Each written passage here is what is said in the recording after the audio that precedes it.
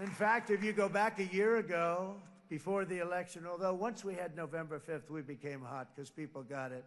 I would say November 5th was a time that we became really hot. But once you go back a couple of years, if I were in charge and the country was doing what they were, nobody was going to ask me to speak.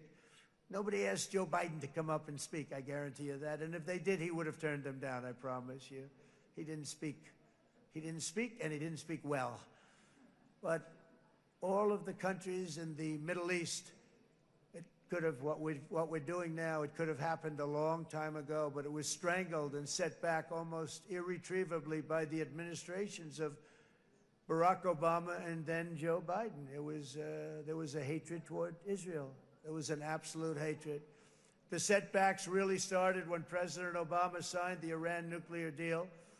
This was a disaster for Israel, and it was a disaster for everyone. And I remember that Bibi Netanyahu came to the United States and worked so hard to try and get Obama not to do that deal.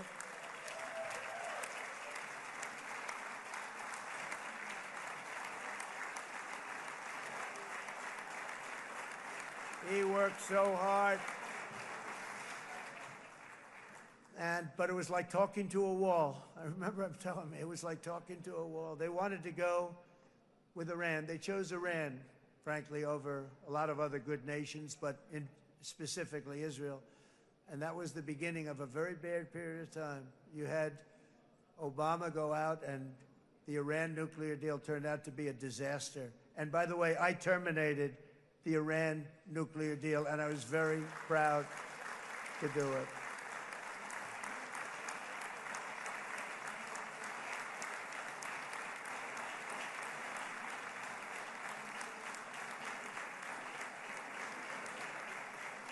Yet even to Iran, whose regime has inflicted so much death on the Middle East, the hand of friendship and cooperation is open. I'm telling you, they want to make a deal.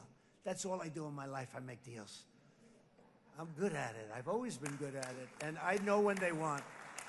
Even if they said, we don't want to make a deal, I can tell you they want to make a deal. All right, they do. They want to make a deal, and we're going to see if we can do something, because this is crazy what's happening, and we're not going to have this anymore.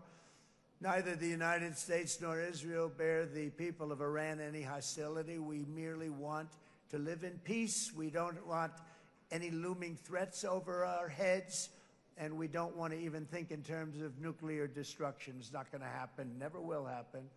There's nothing that would do more good for this part of the world than for Iran's leaders to renounce terror, stop threatening their neighbors, quit funding their militant proxies, and finally recognize Israel's right to existence. They have to do that. They have to do that.